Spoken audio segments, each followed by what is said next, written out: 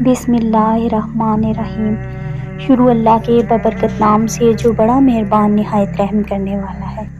محترم ناظرین، اللہ تعالیٰ کی قدرت کا نظارہ ہر طرف ہر جگہ نظر آتا ہے، خاص طور پر جب وہ ہمیں مشکل حالات سے نکال کر عروج کی طرف لے جاتا ہے۔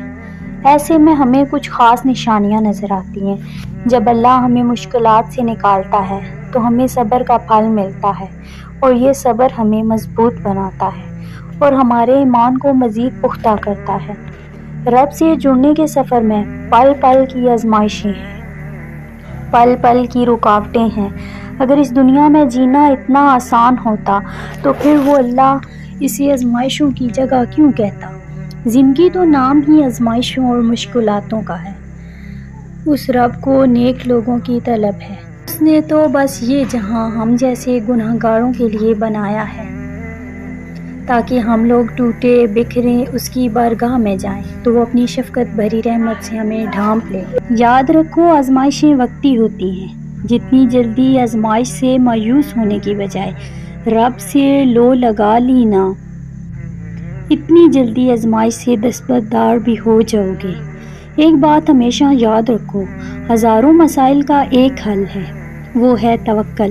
جہاں توکل ہو وہاں شکوے نہیں ہوتے، جہاں توکل ہو وہاں دل کبھی بے سکون نہیں ہوتا۔ اگر پھر بھی لگتا ہے کہ ہمت باقی نہیں، اب تو جان لو وقت آزمائش کا اب ختم ہونے کو ہے۔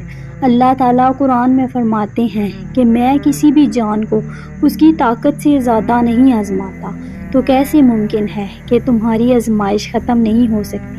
اگر ایک آزمائش کے بعد دوسری آزمائش آ رہی ہے تو جان لو اللہ تمہیں مزید اپنے قریب کرنا چاہتا ہے، تمہیں اپنی محبت سے نوازنا چاہتا ہے۔ وہ تب تک آزمائے گا جب تک تم مکمل اس کی محبت سے سرخرو نہیں ہو جاتے۔ آزمائش ایک طرح سے آپ کو مضبوط کرنے کے لیے بھی آتی ہے، جو کہ بہت ضروری ہوتا ہے۔ اللہ جانتا ہے کہ آپ بہت کمزور ہو، اس لیے انہی چیزوں کے ذریعے آزماتا ہے جو آپ کی من پسند ہوتی ہیں، اور یقین کرو اسی آزمائش سے آپ اتنے مضبوط ہو جاتے ہو کہ کوئی آپ کو کچھ بھی بول دے آپ کو فرق نہیں پڑتا، کیونکہ آپ خود بھی مضبوط ہو جاتے ہو اور اللہ سے آپ کا رشتہ بھی مزید مضبوط ہو جاتا ہے۔ پھر آپ سب کچھ اللہ پر چھوڑ کر بے فکر ہو جاتے ہیں۔ اللہ تمہیں اسی چیز سے آزماتا ہے جو تمہیں سب سے زیادہ عزیز ہوتی ہے۔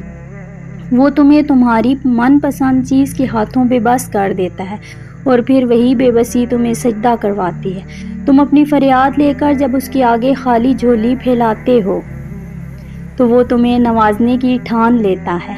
ناممکن اللہ کے لیے کبھی بھی کچھ نہیں ہوتا، وہ ممکن تمہارے لیے بناتا ہے۔ وہ پھر تم جب مانگنے کا تسلسل نہیں توڑتے ہو تب بھی وہ تمہیں دینے کا وسیلہ بنا رہا ہوتا ہے۔ تم اپنی مرضی سے دعا نہیں کرتے ہو، بلکہ اللہ تمہارے دل میں دعا کا خیال ڈالتا ہے، کیونکہ وہ تمہاری چاہت پر بہت پہلے سے راضی ہوتا ہے۔ آزمائشیں تو بس ایک بہانہ ہوتی ہیں، بس تمہارے ہاتھوں کی دعا میں اٹھنے کی دیر ہوتی ہے اور نصیب موڑ دیا جاتا ہے۔ یاد رکھو، مشکلات کے بعد جب ہم عروج کی طرف بڑھتے ہیں تو ہم اس کی رحمت کو زیادہ محسوس کرنے لگتے ہیں۔ آزمائش تب شروع ہوتی ہے جب کوئی چیز جان سے زیادہ پیاری ہو جاتی ہے، جب اس چیز سے خود سے بھی زیادہ محبت ہو جاتی ہے۔ پھر اللہ اس محبت کا امتحان لیتا ہے۔ آخر تم اس چیز کے لیے کتنا صبر کر پاتے ہو، کسی جنون کی حد تک پہنچ پاتے ہو، اور سب سے بڑھ کر یہ کہ اللہ کی رضا میں راضی رہ پاتے ہو۔ اللہ کو تمہاری عبادتوں کی ضرورت نہیں ہے، اس کی عبادت کے لیے سارا جہاں ہے۔ وہ تو بس تم سے محبت چاہتا ہے۔ بتاؤ پھر جس محبت کا وہ حقدار ہے تم اسے دے پاؤ گے؟ آزمائش تو مختصر سی ہوتی ہے، پھر وہ ہر چیز دگنی کر کے واپس کر دیتا ہے، مگر تم یہ بات سمجھنے میں بہت دیر لگاتے ہو، تبھی تو تم اکثر بے سکون رہتے ہو۔ امتحان تو تب ہی ختم ہوتا ہے جب تم آگے بڑھنا سیکھ جاتے ہو۔ صبر شروع میں بہت مشکل لگتا ہے، کیونکہ ہم ان چیزوں سے آزمائے جانے کے عادی نہیں ہوتے جن سے ہمیں بے پناہ محبت ہوتی ہے۔ تب ایسا لگتا ہے جیسے دعائیں بھی بے بس ہو گئی ہیں، لیکن پھر جیسے جیسے وقت گزرتا ہے ویسے ویسے چیزیں بدلنے لگتی ہیں۔ پھر آہستہ آہستہ مخالف حالات بھی हमारे हक में होने लगती हैं और दुआएं भी यकदम कबूल होने लगती हैं। तब समझ आती है कि सब्र तो बस उस रास्ते का है जो एक हिस्सा हमारी पसंदीदा मंजिल तक वापस ले आया है। हम अजर कमा तो सकते हैं, लेकिन उस अजर के मिलने का वक्त सिर्फ अल्लाह ही तय करता है। सब्र सिर्फ इम्तिहान होता है, ऐसा इम्तिहान जिसके बाद सब कुछ आपको वैसे ही वापस लौटा दिया जाता है जैसे आपसे लिया गया था। तो आप अल्लाह के लेने पर सब्र कर लें, अल्लाह आपको देने पर राज़ी हो जाएगा बेशक। इंशाल्लाह वीडियो अच्छी लगे तो सदका जारिया समझकर अपने प्यारों तक शेयर ज़रूर कीजिएगा। जज़ाकल्लाह खैरन कसीरा।